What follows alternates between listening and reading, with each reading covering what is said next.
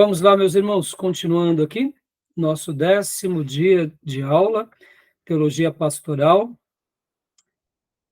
É o último dia, é o segundo bloco, tá bom? Lembrando que as nossas aulas sempre são gravadas. Falamos no módulo anterior sobre o pastor bivocacionado, ou traduzindo, que além de ser pastor, ele tem uma outra profissão e ele exerce essa profissão. Ora exerce e ora pode talvez não precisar exercer. Deixa eu fazer aqui um comentário bem rápido, inclusive, sobre algo que eu lembrei há pouco. Até perguntar aqui, né, pastor Johnny, o pastor Saulo, ele é voluntário, né, na sua igreja?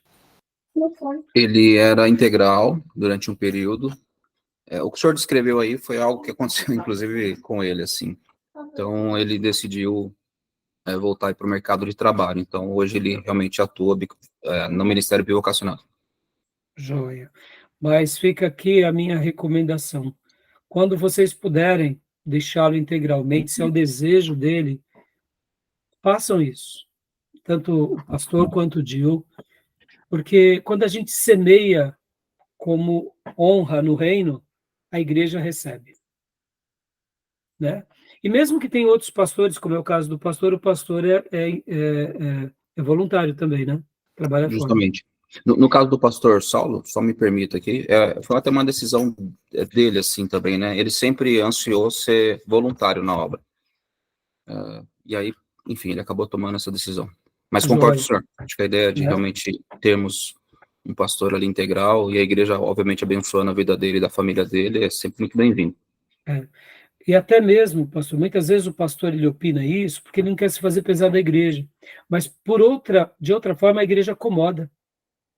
Então, a gente não pode, nem o pastor pode acomodar, nem a igreja. Agora, é claro, tem pastores que eles querem, para ele é importante eles estarem nessa dupla atuação, porque quando eles vão para o mercado de trabalho e trabalham levando seus recursos, eles se doam de forma espontânea à igreja, como o Júlio mencionou na aula anterior.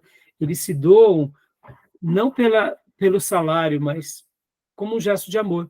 Isso é muito bonito. E te fazer uma pergunta, pastor. O pastor sonha também em um dia da tempo integral? Você? Pastor, eu já ansiei isso um pouco mais. Eu acho que muito do que aconteceu com a minha vida ao longo do tempo me fez... eu não vou falar que repulsa, não, porque é uma palavra muito forte, mas assim, eu tenho uma certa aversão. Certo. Acho que é algo que Deus precisa trabalhar no meu coração, mas eu me sinto mais confortável atuando voluntariamente. Joia. Então, considere os prós e os contras que a gente mencionou, foram alguns só, existem muitos outros, mas uma coisa que eu digo para o pastor e para todos os demais que estão aqui, quem no futuro for fazer esse módulo em EAD, não tenham medo, irmãos. Não tenham medo de ser bivocacionados e não tenham medo de ser integrais. A única coisa que eu digo para eliminar qualquer tensão é: tenham medo de não estar no centro da vontade de Deus. Só isso. Eu, por exemplo, eu sempre oro para o Senhor, eu estou há 15 anos sendo integral. Cuidei da igreja até 2009, né? Então eu assumi essa igreja literalmente em 95. Fiquei 14 anos sendo voluntário. E 2009 foi ali uma transição que não estava ainda muito claro para mim, mas eu já comecei a ser praticamente, eu saí do meu trabalho para realmente me dedicar integralmente. E ali em 2009 começou esse projeto que se consolidou. Mas eu sempre digo, inclusive para Deus, mesmo hoje sendo integral, eu digo: Senhor, onde o Senhor me quer? O que o Senhor quer? O que o Senhor espera de mim? E por que eu digo isso para os irmãos? Porque não há coisa melhor do que estar no centro da vontade de Deus. Sendo um voluntário, sendo um bivocacionado ou sendo integral. Então, descansem sobre isso, né? E é claro, as experiências nos amadurecem, mas tomem cuidado também com alguns traumas de alguns pastores e traumas de algumas igrejas. Elas não necessariamente serão os vossos traumas, não necessariamente serão as vossas experiências. lembrem de que nós dependemos de Deus sobre tudo, tá bom? Quis fazer esse comentário, até porque é importante a gente não ser ansioso demais, e, ao mesmo tempo, é importante a gente não ser medroso demais. A gente tem que confiar em Deus, né? E deixá-lo com que Ele nos guie, nos conduza. Eu sei que viver integralmente realmente é difícil, e, inclusive, irmãos, muitos pastores reclamam, e eu já vi isso na prática, aqueles irmãos que começam a ter problemas conosco no ministério, a primeira coisa que eles fazem, quando o pastor é integral, eles boicotam o dízimo, achando que vão prejudicar o pastor. E é frustrante, mas isso é real. Eu já passei por experiências assim, eu lamento, eu só digo para mim mesmo, fulano vai pagar um preço muito grande, porque se foi Deus que me colocou aqui, ele vai cuidar de mim. E se realmente a pessoa está fazendo para me prejudicar, de uma forma ou de outra, ele está se levantando contra o ungido. E para piorar, ele está deixando de semear a Deus, não é a mim. Né? Então, ou seja, é uma maneira de querer boicotar o trabalho pastoral ou a autoridade pastoral. E em todas as experiências, todos esses naufragaram e naufragaram muito, porque, irmãos, quem levanta o pastor é Deus, né? E eu também digo, a não ser que Deus não me queira mais. Aí se eu estiver insistindo sobre algo por vaidade, eu que pagarei, né? Então, assim, considerem isso com muito critério, tá bom? Bom, vamos lá, meus irmãos, continuando aqui, vamos falar um pouco sobre liderança agora, né? Liderança. Liderança, eu peguei esses 2 livros aqui para a gente falar um pouco sobre o pastor como líder. Eu quero destacar agora que o pastor, como líder, não necessariamente, vou fazer um corte aqui, tá? Ele terá o dom de liderança como algo proeminente no seu ofício. Todo pastor é um líder, mas não necessariamente é um líder exímio, que nada de braçadas sobre os temas de liderança. Vou dar um exemplo para vocês.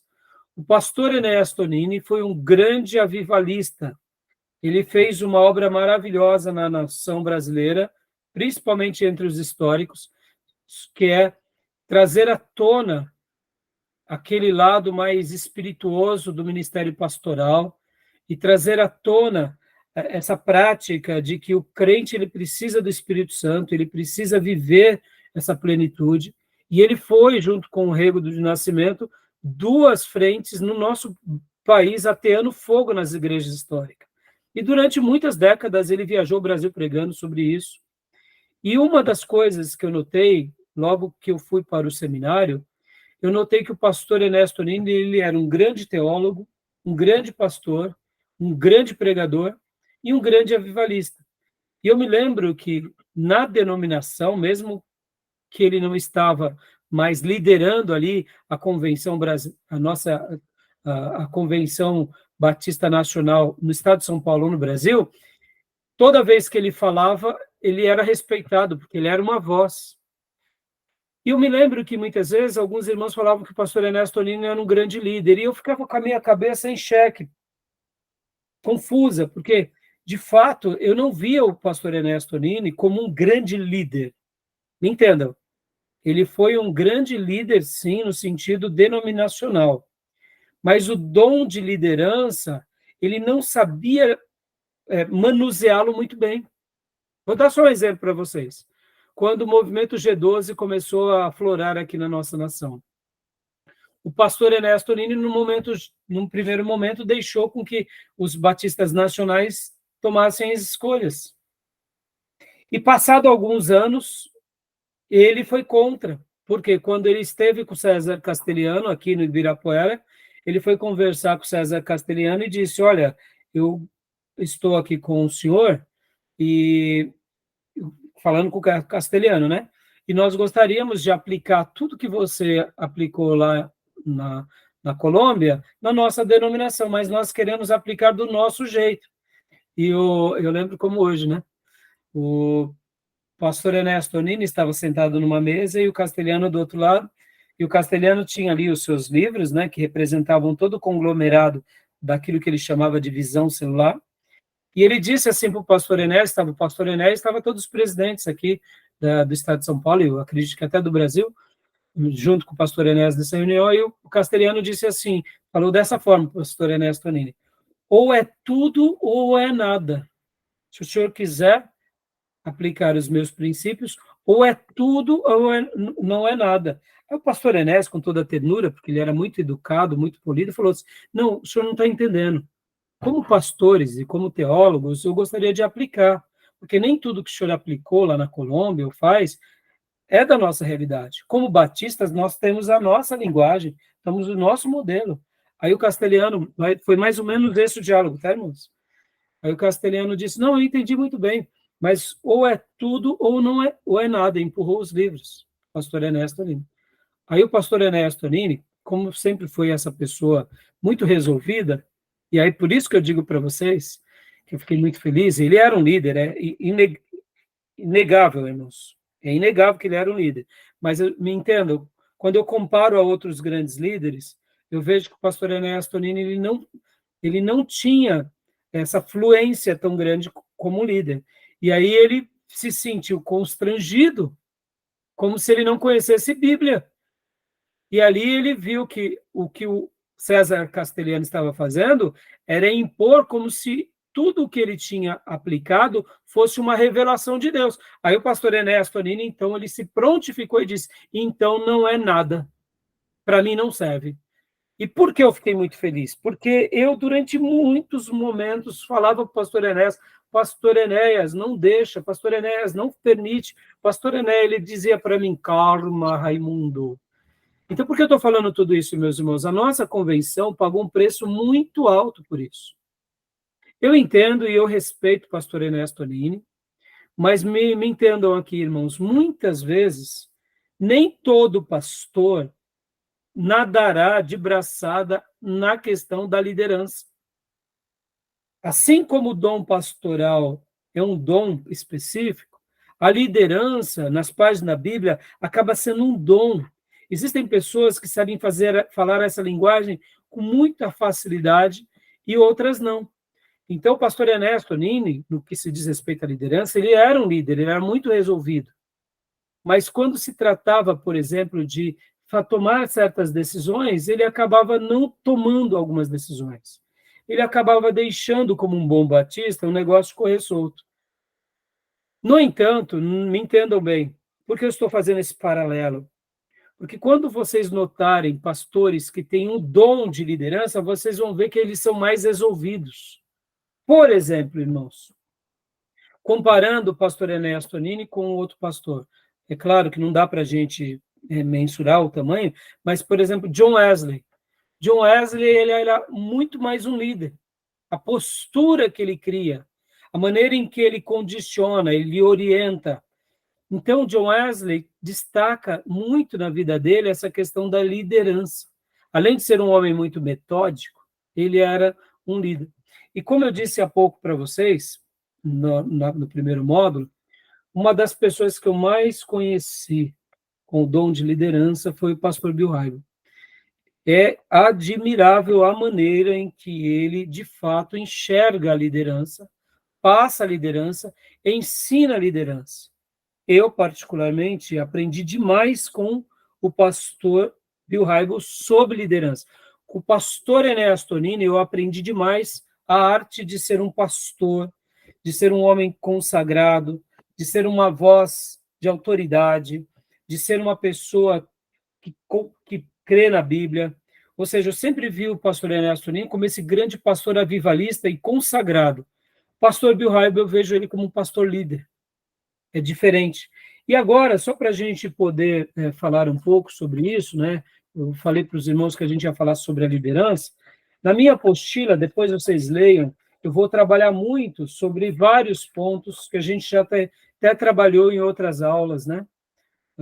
Eu menciono, por exemplo, o próprio Dr. Russell Shedd, menciono Howard Hendricks, menciono também aqui o próprio Bill Hybels, menciono várias coisas que podem ser muito úteis para vocês com relação à liderança. Mas voltando aqui, né, para o livro do pastor Bill Hybels, e para o capítulo 9. Eu gostaria de deixar apenas isso aqui para vocês. O pastor Bill Hybel, aqui no capítulo 9, ele fala sobre a arte da autoliderança. E aqui ele vai trabalhar isso, e por que eu queria trabalhar sobre essa autoliderança, irmãos? Porque, de fato, uma das coisas que nós não temos é a autoliderança. A gente até sabe ser liderado, mas muitas vezes nós não sabemos praticar em nós a autoliderança. E a autoliderança ela é importante para que a gente possa estar crescendo a cada período. Antes de entrar um pouco aqui no tópico do livro, deixa eu citar aqui para vocês, né, uma frase de Howard Hendricks.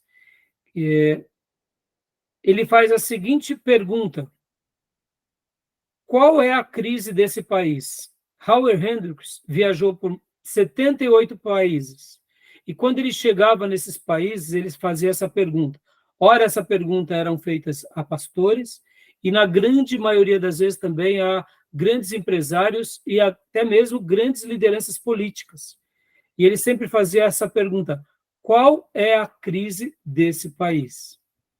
E geralmente, entre muitas as respostas que se davam, ele acabava chegando ao grande diagnóstico, que a crise, geralmente, daquele país era uma crise de liderança. Eu, particularmente, compartilho dessa verdade, irmãos. A liderança ela é imprescindível para um país, assim como para uma denominação, assim como para uma igreja local. Quando nós não temos uma visão clara da liderança, nós vamos para vários lugares, mas não chegamos a lugar nenhum. Já quando temos uma liderança muito coesa, todos nós somos unidos a um só objetivo. E é isso que o líder propriamente faz. Ele consegue catalisar as energias de um grupo para atingir um objetivo. No material que eu aprendi com o Dr. Shed, na palestra sobre lideranças que ele fez na Bíblica da Paz, eu registro aqui, ele vai fazer algumas definições sobre liderança. E ele usa aqui várias autoridades. Ele diz, o Russell Shedd, eu vou até compartilhar aqui com vocês, rapidamente. César Augusto, né? Imperador Como? romano era um líder nato. Não entendi. César Augusto, imperador romano, era um líder nato. E, Júnior, quando nós vemos na história mundial, grandes líderes fazem uma diferença enorme na área em que eles estão. Pode ver, a gente pode não concordar com tudo que, por exemplo, Alexandre o Grande fez, mas ele era um líder nato. Você está citando César Augusto, quem mais, por exemplo? Napoleão. Napoleão. Né? Entendeu? A gente pode até não concordar com as práticas, mas uma coisa é fato. A liderança, quando ela é realmente reconhecida, quando uma pessoa tem esse dom, fazem proezas assim admiráveis. Bom, eu não sei se vocês já ouviram falar, por exemplo, do Império Mongol. Vocês conhecem um pouco sobre a história do Império Mongol? Acabei de ver agora há pouco, Gengis Khan. É? Esse curso de aula estava vendo a Mongólia. Falou sobre o Império Gengis Khan, que dominou até a Europa, né? Então, o que é a Mongólia? Se a gente for ver, é um lugar árido, né? Mas Gengis Khan foi um dos maiores líderes que a gente já teve. É inacreditável o que esse homem fez. Então, percebam, irmãos, a liderança ela é tida como um dom, de fato. Eu sei que a linguagem da liderança pode ser aprendida, mas quando nós nos deparamos com um grande líder, é diferente. É diferente. Quando eu mencionei o pastor Ernesto Anini, eu não quis depreciá-lo. Não. Eu só estava fazendo um corte, dizendo que o pastor Enes era um líder, como o Russell Shedd é um líder, mas o Russell Shedd, ele era muito mais um mestre. O pastor Ernesto Anini era muito mais um pregador avivalista. Então, quando eu fiz essa reconstrução, não é para dar mérito ou demérito, não, mas é para mostrar que alguns pastores, quando eles recebem o dom de liderança, eles fazem coisas diferentes, e é notória a maneira em que eles conseguem unir as forças, transmitir a visão, vender o seu sonho, a sua paixão para aqueles que estão ao seu lado, ou vender a sua visão. Eles conseguem trazer pessoas, levantar recursos, todos numa causa. Isso é admirável, isso é o dom de liderança. Agora, eu sei que muitos líderes que receberam o dom de liderança podem até se tornar tiranos. Sim. E é verdade. Usar para o mal, né? Hã? Usar para o mal. Utilizar para o mal. É. Mas aqui, deixa eu compartilhar com vocês algumas frases do Dr. Shedd, essa palestra que ele deu na Bíblica da Paz, que está na minha apostila. Olha só que lindo. O texto de Romanos 12:8 diz: se é exercer liderança, que exerça com zelo, na NVI. As outras versões falam presidir, porque quem preside, lidera, e quem lidera, preside. Por isso que o termo presidente e o conceito de presidente de uma república é diferente do conceito governador. São características diferentes, viu, irmãos? O que governa, ele também lidera, mas podem ver que dentro da estrutura de nomenclatura, o presidente, ele é o grande líder, né? Por isso que a gente precisa orar para que Deus levante líderes segundo seu coração na nossa nação, né? Hebreus 13:7-17 diz: lembrem-se dos seus líderes e obedeçam aos seus líderes, né? E aí, como eu falei, Howard Hendricks diz, né, quando ele vai num país, ele faz a grande pergunta: qual é a crise desse país? E ele responde dizendo que a crise geralmente é de liderança, né? E aqui, algumas definições que o Russell Shedd nos trouxe um líder é uma pessoa que alcança propósitos e valores por intermédio de outras pessoas. É uma definição, né, de líderes, para o pastor Russell Shedd. Outra definição ele cita o doutor Anthony de Souza Bombaim, da Índia, que diz que o líder é uma pessoa que faz diferença. Irmãos, eu lembro que nessa palestra, ele, inclusive, o doutor Shedd diz o seguinte: ele cita o próprio o grande tirano da história, que é o Hitler. Ele fala: irmãos, eu não sei como Hitler conseguiu fazer o que ele fez. Como ele conseguiu fazer essa maldade, mas é admirável o que ele fez como força no mundo, né? No caso de Hitler, como um tirano, ele causou uma diferença para o mal, mas um líder, de fato, ele acaba causando uma diferença para o bem, né? Uma outra definição que ele nos traz é: o líder é uma pessoa que convence outras pessoas de que ele pode resolver os seus problemas melhor do que outra pessoa. E é de fato. Quem tem o dom de liderança, geralmente tem uma persuasão melhor do que outros. Inclusive, sobre isso, no meu livro, O Triunfo de Judas, eu uso muito isso.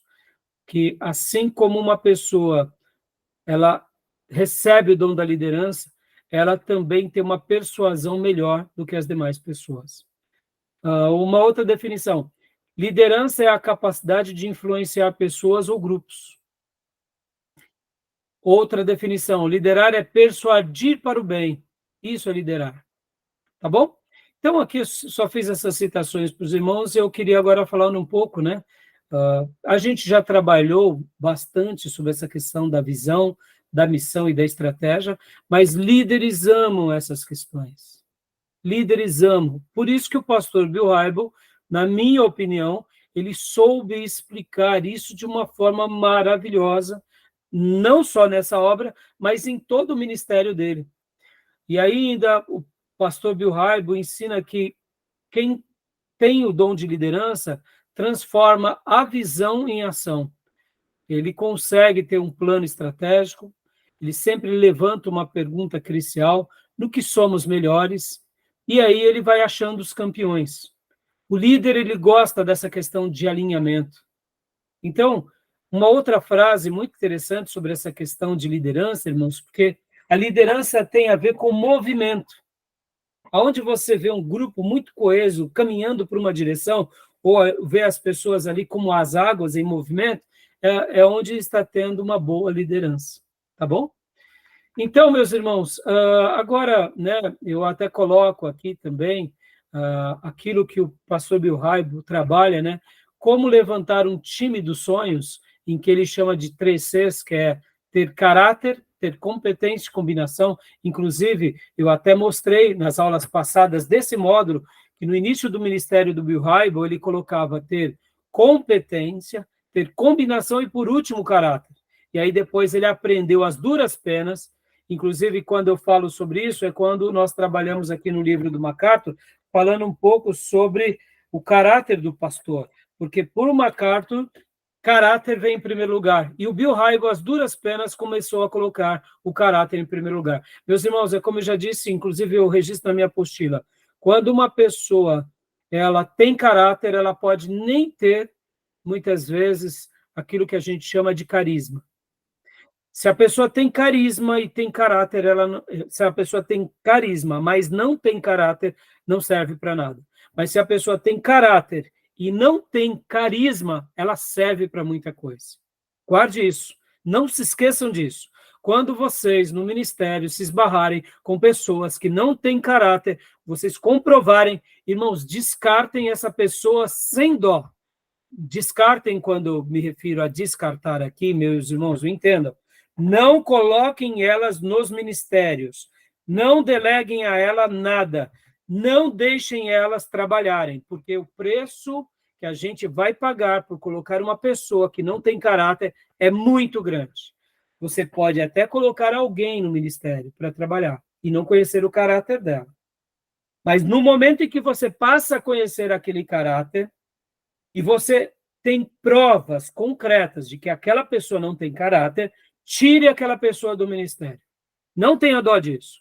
E ainda mais se for um ministério de protagonismo ou de liderança. Porque o reino de Deus pagará um grande preço porque a gente está sendo omisso em deixar aquela pessoa ali. Pastor, mas e se eu tirá-la e eu arrumar uma briga? Não tenha medo dessa briga, meus irmãos. Outra coisa, não tenha medo de perder pessoas. Vai fazer parte. Algumas pessoas entrarão no vagão da nossa vida e nos acompanharão até o último dia. Muitas pessoas deixarão ou sairão do vagão da nossa vida em algumas paradas, e faz parte da vida. Saibam disso.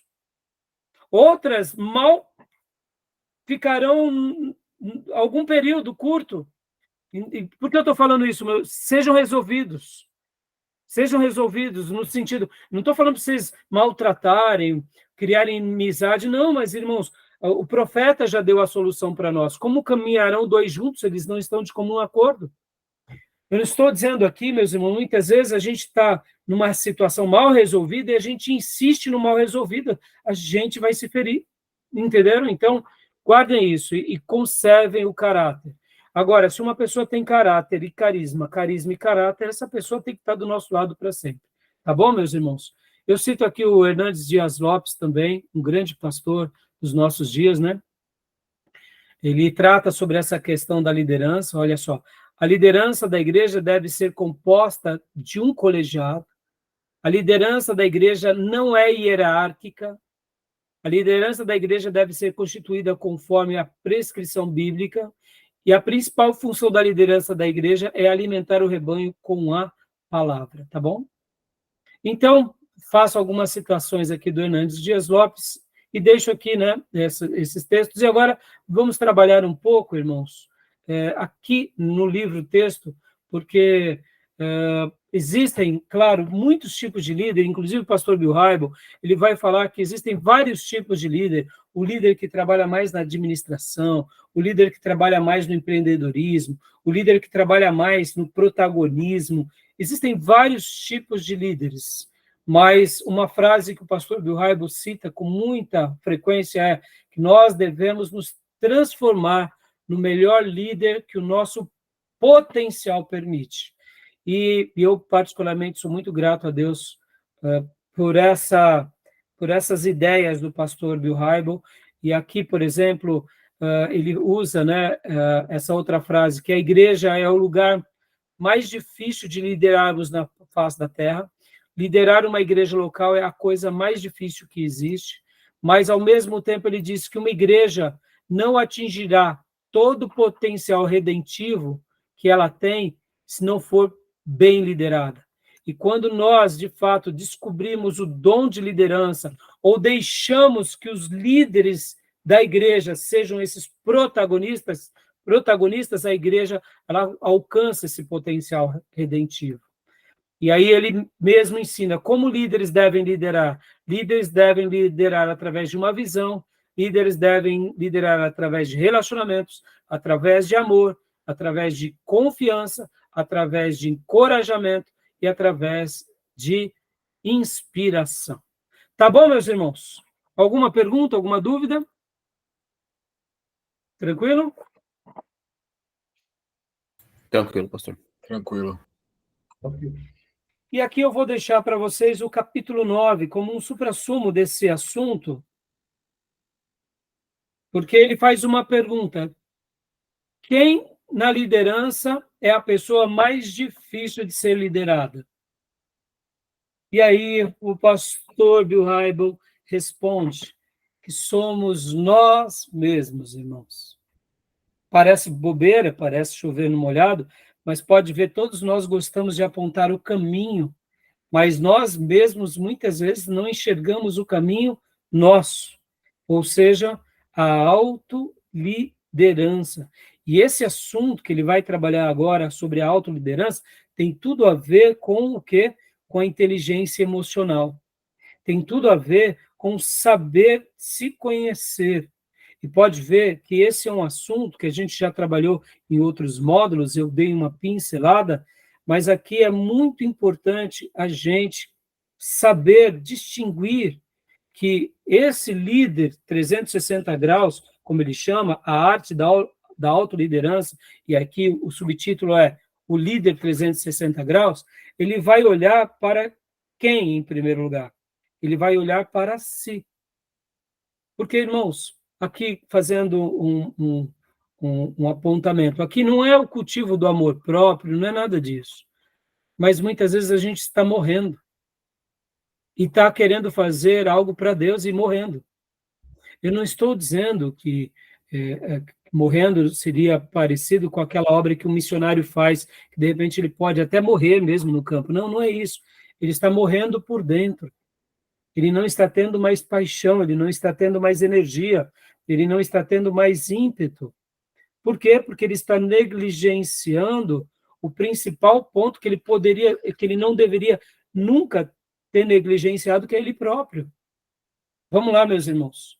Quando a gente começa a cuidar de um grupo, é maravilhoso no início. Mas depois aquele grupo começa a trazer alguns problemas, e tem problemas que nos desesperam no primeiro momento. Outros problemas que a gente tenta resolver da vida de alguns irmãos, que até nos deixa abatido, tira a nossa energia. Podem ver que, quando nós tratamos aqui do módulo de psicologia pastoral, uma das coisas que eu falei para vocês é que um psicólogo, um terapeuta, um psicanalista, ele precisa também fazer terapia. Porque mesmo que o aconselhamento seja algo passivo, ele acaba introjetando o problema de todo mundo. E o que não é o ministério pastoral, senão ser uma esponja de problemas praticamente 24 horas, 7 dias por semana, 30 dias por mês, um ano. O que é o pastor se não conviver com o problema de todo mundo? Agora há pouco, enquanto íamos retomar aqui a nossa gravação, nós paramos para orar pela Maísa, pelo irmão dela, que infelizmente ela teve que levá-lo para o hospital. Então, assim, o que é o pastorado, se não uma preocupação ou uma ocupação com os problemas dos outros o tempo todo? E muitas vezes, como eu disse para vocês, o pastor ele acaba não dosando a arte da autoliderança, dessa bússola, porque o pastor Bill Hybels aqui ele vai colocar a bússola. E ele usa a figura de linguagem da bússola e diz para as pessoas, na bússola, qual é o ponto principal que a gente deve observar? A grande maioria diz, olha para o norte, que é para frente, para cima. E aí o pastor Bill Hybel, com muita maestria, ele diz, sim, o norte seria um dos pontos mais importantes. Mas qual outro? Aí há um debate, e ele chega e fala assim, é o centro, irmãos, é o centro. A bússola só consegue apontar para o centro porque ela está em harmonia. Ela consegue dar uma direção porque ela está em harmonia. Uma bússola quebrada aponta para qualquer lugar. Quantas são as vezes na nossa vida, como pastores, que a gente está apontando para todo lugar, que a gente está seguindo um monte de coisa, que a gente está perdido com a gente mesmo. Por quê? Porque está faltando o quê? Esse cuidado da autoliderança. E aí ele trabalha isso. Né? E ele trabalha, eu quero ler aqui para vocês alguns parágrafos, né? Por exemplo, aqui na página 184, diz, ele cita Davi, né? Davi se dá conta de uma verdade fundamental. Precisa liderar a si mesmo antes de liderar qualquer outra pessoa. A menos que se acerte internamente, não terá muito a oferecer à sua equipe. Então achou um lugar solitário e lá Davi fortaleceu-se no Senhor, o seu Deus, 1 Samuel 36. Somente então ele tentou animar a sua equipe e resgatar suas famílias e o que havia restado de seus pertences. Ele usa Davi aqui como uma lembrança desse episódio que Davi e os seus homens enfrentam, mas é uma verdade que a gente vai ver na vida de cada grande líder. Meus irmãos, quando Paulo vai falar para Timóteo, Timóteo, cuide de ti mesmo, ele está dizendo, Timóteo, antes de você realmente cuidar dos outros, você tem que cuidar de você. Porque há pouco eu falei para vocês, não tenham medo de perder. Não tenham medo de perder. É nesse sentido, irmãos. As vozes que nos cobram são tão grandes o tempo todo, que tem vezes que a gente está querendo agradar todas as pessoas, mas nós estamos morrendo por dentro. E o pastor, como líder, ele tem que ser muito resolvido. Por exemplo, o que Deus me chamou para fazer? Porque muitas vezes você está indo na contramão, eu diria, até do que os outros pastores estão fazendo. Mas você acaba fazendo porque você tem certeza que Deus te chamou para aquilo. E então, muitas vezes, a igreja vai cobrar o pastor ou o staff, vai dizer, por que vocês estão indo para cá se as outras igrejas estão indo para lá? Mas o pastor tem tanta certeza de que Deus separou ele para aquilo, que ele continua. Mas, ao mesmo tempo, é nisso que eu disse que ele tem que saber perder sem rancor. Aqueles irmãos que não compactuam mais com esse pastor, deixe eles irem para os outros ministérios, não tem problema, abençoe eles. Agora, se a igreja chegar a um ponto de falar assim, pastor, você não serve mais para nós, saiba também perder. Quem sabe chegou o momento do pastor buscar diante de Deus agora uma outra igreja que entenda o propósito dele. E o pastor tem que saber perder. Alguém já contou a história de que Calvino, ele, em dado momento, a igreja de Genebra ficou incomodada com ele. E a igreja de Genebra se reuniu e o convidou a se retirar. E Calvino foi embora de Genebra. Essa igreja, depois de alguns anos, começou a definhar tanto, por quê? Porque a reclamação era que Calvino era muito profundo. Era um expositor que pregava muito a Bíblia, era muito sério nas suas diretrizes, mas, ao mesmo tempo, eles não deram a atenção devida para o Calvino e ali acharam que Calvino, ao invés de estar ajudando, estava atrapalhando. E Calvino, o que ele fez? Foi embora. Dizem que ele ficou por volta de 5 anos longe de Genebra. E aquela igreja começou a definhar e então chegou à consideração. Vamos chamar Calvino de volta. E chamaram, e prontamente ele aceitou. E quando ele retornou ao púlpito, pensaram que ele ia dar um sermão, mais ou menos assim, bom, aprenderam, né, seus crentes carnais? Vocês sofreram, né? Ou uma chamada, uma exortação. O que Calvino fez, irmão, 5 anos depois? Ele pediu para que se abrisse a Bíblia no próximo versículo, como ele pregava de forma expositiva, livro a livro, então vamos imaginar que ele tivesse parado em 1 Samuel, capítulo 30, versículo 6. Quando ele voltou 5 anos depois, ele falou, irmãos, vamos abrir 1 Samuel, capítulo 30, versículo de número 7. E não tocou no assunto. Ou seja, uma pessoa resolvida. As pessoas vão pensar diferente de nós, as igrejas vão pensar diferente de nós, as denominações vão pensar diferente de nós, mas nós precisamos ter uma certeza profunda do que Deus nos separou para fazer. E a autoliderança tem a ver com esse cuidado emocional que a gente descobre conosco sobre esse autocontrole emocional e daquilo que Deus espera que a gente faça. Dessa forma, meus irmãos, a gente começa, então, a descobrir os nossos pontos fortes e os nossos pontos fracos. Deixa eu dar um testemunho aqui para vocês. Ontem a nossa irmã Neuza pregou. A nossa irmã Neuza ontem pregou, e eu não sei te dizer direito, mas eu creio que a mensagem dela durou por volta de uns 30 minutos. Foi isso, né, Tomé? 32 minutos, eu vi aqui. 32 minutos. Um culto de quarto, uma mensagem maravilhosa. No começo da pandemia, os irmãos me cobravam, pastor, a gente não pode passar de 15 minutos do culto. Eu falei, irmãos, não foi para isso que Deus nos separou. O Tomé, por exemplo, ele também trouxe uma mensagem na semana retrasada, e ele falou assim, irmãos, eu vou ser breve. E a mensagem do Tomé, né, Tomé, demorou 47 minutos. Não foi, Tomé? Estou vendo aqui agora. Foi 47 minutos, no culto de quarta. Mas a mensagem do Tomé foi maravilhosa. Foi maravilhosa, parabéns, viu, Tomé?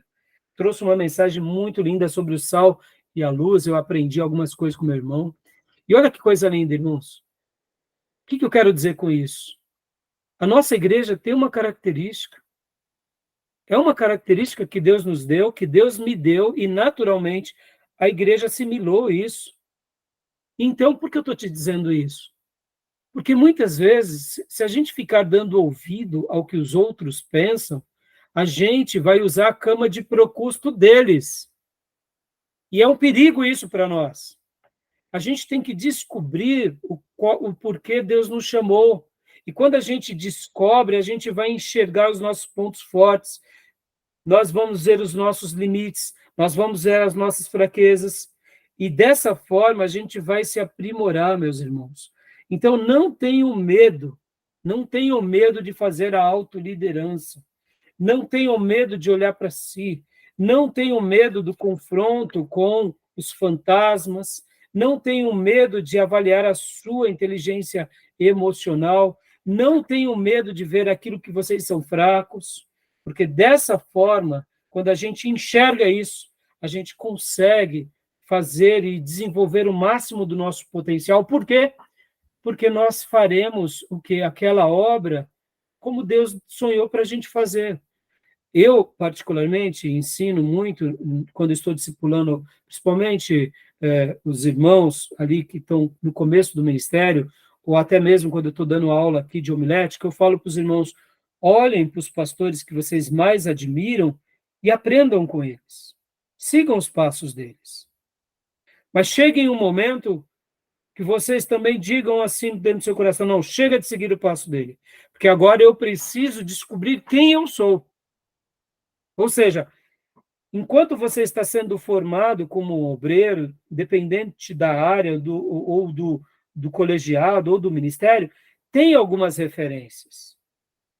Vai seguindo aqueles passos, vai aprendendo aquelas linguagens, mas tenha também dentro do seu coração aquela maturidade dizendo, em algum momento eu vou ter que caminhar só, em algum momento eu não vou conseguir aquele passo, em algum momento eu vou me descobrir e inventar. Por quê? Porque eu terei que ser o melhor que Deus sonhou para mim.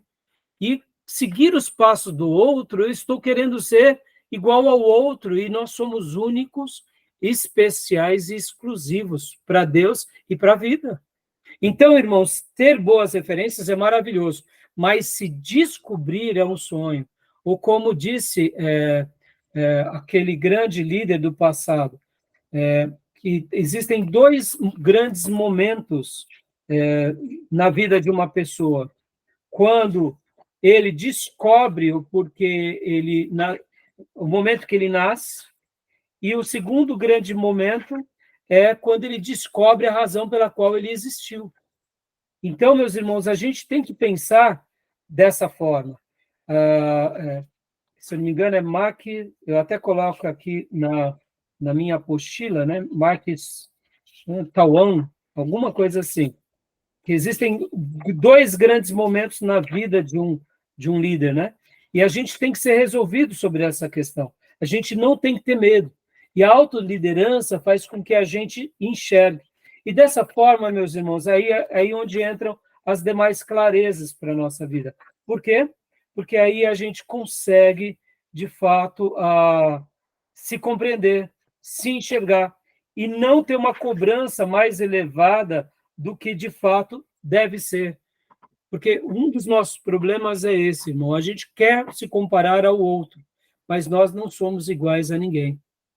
Assim como a gente, então, aprende a se autoconhecer, alcança uma maturidade emocional, e aí as coisas começam a se tornar mais claras para nós. A nossa visão se torna mais clara, a nossa paixão se torna mais acesa, os nossos dons afloram, e aí a gente começa a aplicar tudo isso a serviço do reino. E nesse capítulo, o pastor Bill Hybels vai trabalhar em cima desses pontos da autoliderança. Tá bom, meus irmãos? Deixo aqui essa síntese para vocês, porque, por exemplo, né, irmãos, agora, recentemente, a gente tem visto um fenômeno novo aí nas redes sociais, que é o Pablo Marçal, com relação à sua candidatura a prefeito, e ele vai destacando, né, nas redes sociais, porque ele é um fenômeno midiático. Ora, mas ele é ele. O problema é que as pessoas querem copiar aquilo que ele é e acabam se frustrando, assim como outros grandes pastores, no caso, né? Aqui eu estou se referindo a ele como esse fenômeno midiático, mas eu estou querendo mostrar o seguinte: tentem descobrir quem de fato vocês são, o que Deus espera para cada um de nós. Porque, irmãos, quando a gente começa a copiar o outro, a gente já não desenvolve aquilo que Deus sonhou para nós. E aqui fica um ponto de tranquilidade nesse sentido, porque quando você descobre o porquê Deus te fez, você segue a sua vocação. Ou seja, essa liderança 360 graus, que começa sobre a autoliderança, tudo muda, porque você vai ajustar agora a sua vida a partir do que Deus sonhou para você e não a partir do que você quer para você, mas a partir daquilo que Ele te fez ser, com os dons, talentos, estilo pessoal e paixões próprias. Porque, irmãos, uma coisa que eu aprendi também com o Bill Hybels, não existe dom certo ou errado, não existe paixão certa ou errada, não existe estilo pessoal certo ou errado.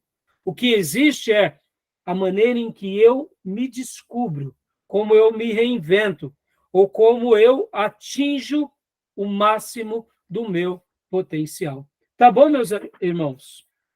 E aqui, para eu fechar esse ponto, guarde isso, irmão. Como eu sei que eu estou no caminho certo da autoliderança?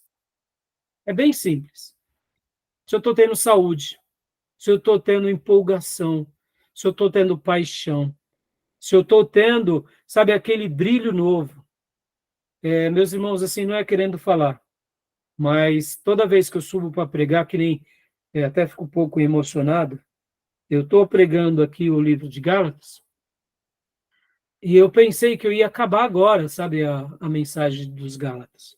Talvez na próxima mensagem, mais duas no máximo. Mas está nascendo tanta mensagem,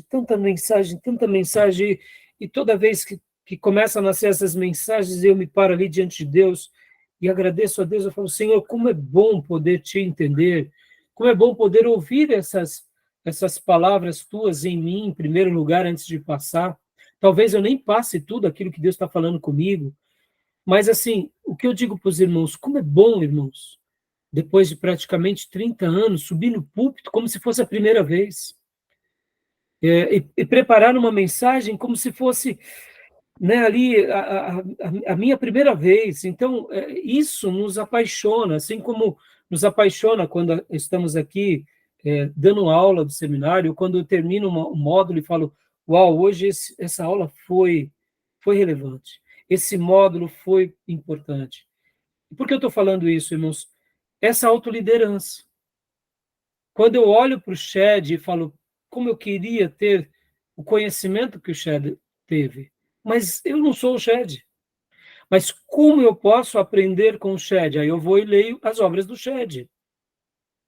Eu tenho uma dor de cotovelo enorme do Shed, porque o Shed, eu não sei se vocês sabiam, irmãos, ele pregava sempre lendo os textos originais, principalmente o Novo Testamento. Então, quando ele estava aqui, a primeira vez que eu conheci o Shed foi lá na Igreja Batista do Povo, ainda quando eu era seminarista, ele foi dar uma palestra lá. E eu fiquei boquiaberto, porque eu era seminarista e o Shed pregou para nós em português, com aquele sotaque típico dele, com aquela serenidade e com aquela docência magnífica, e eu fiquei encantado como alguém tão sereno, tão, tão, tão assim simples, conseguia ser tão profundo. E ele leu, se não me falha a memória, foi o Bem-aventurança. E ele lia no grego. Só que ele lia o texto no grego e falava em português. E aí eu descobri que o Shed, ele tinha essa prática em qualquer lugar. Quando ele estava nos Estados Unidos, então ele lia o texto no grego e falava inglês. E assim, como ele era um poliglota, eu fiquei assim fascinado. E confesso que isso me dá uma dor de cotovelo enorme, mas eu não sou o Shed, irmãos.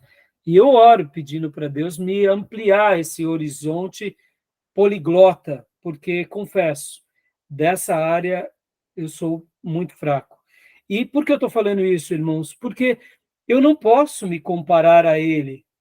Por quê? Porque Deus me fez de uma forma, com capacidades, com certos talentos, com certas... Ao mesmo tempo, eu tento aprender com ele e me aperfeiçoo, mas, ao mesmo tempo, eu me resolvo. Percebam, irmãos, esse equilíbrio é muito importante, porque a gente consegue ver a virtude de alguém, a gente aprende com alguém, mas a gente é feliz da forma que Deus nos fez ser.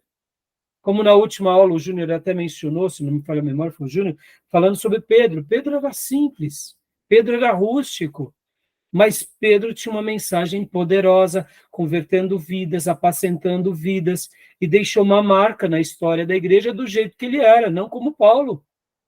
Paulo era rebuscado, Pedro era rústico, mas ambos se entregaram ao Espírito Santo e fizeram uma obra. Que assim seja conosco.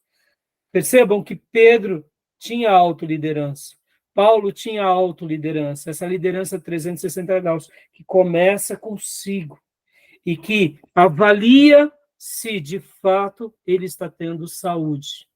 Mesmo que muitos não concordem com ele, ele continua seguindo, porque ali são caminhos de saúde para ele. E aqui, meus irmãos, eu deixo essa palavra, porque se a gente estiver com saúde espiritual, com unção, com inspiração, a gente vai passar mais um dia, mais uma semana, mais um mês, fecharemos mais um ano, fecharemos mais uma década, e assim o tempo mostrará que aquele caminho pela qual nós escolhemos fazer a liderança foi uma liderança saudável, uma autoliderança, e a gente vai olhar para trás e a gente vai deixar um legado e não um rastro. Um legado porque fizemos para Deus, a obra de Deus não nos aniquilou, ela nos abençoou, e a gente deixa o exemplo para todos a ser copiado e seguido. Como foi o Wesley, como foi o Ernesto Nini, como foi o seu Shed, e eu acredito que o mesmo, o Bill Hybel. Mesmo que o Bill Hybel tenha tido aquele afastamento, que eu lamento, mas mesmo assim ele demonstra com isso que ele continua no caminho de Deus, porque ele preferiu perder para ganhar. Ele cria a igreja, depois ele tem problemas sérios, segundo algumas denúncias, problemas morais, ele se afasta e deixa a igreja, e eu espero que ele esteja muito bem, e essa é a minha oração pelo Bill Hybel. Tá bom, meus irmãos? Querem fazer alguma pergunta? Alguma dúvida sobre esse tema? Fica aqui a dica desse livro, que é uma pérola para mim. Alguma dúvida, alguma pergunta, algum acréscimo? Tranquilo, né? Tranquilo? Tranquilo. Não, tranquilo. Então podemos terminar aqui essa parte. E Sim. a última frase que eu gostaria de me ensinar. O que é mais importante para um líder no ministério é que ele seja fiel a Deus, e seja fiel ao seu povo, e seja fiel ao seu chamado, até o último dia, tá bom? Então, meus irmãos, que Deus nos ajude nessa caminhada, tá bom? Então, vamos encerrar aqui esse módulo. Amém. Joia. Então, a gente vai para o último bloco, e aí a gente vai fechar esse módulo com os últimos assuntos do último bloco, tá bom? Eu vou terminar agora, fechar a gravação.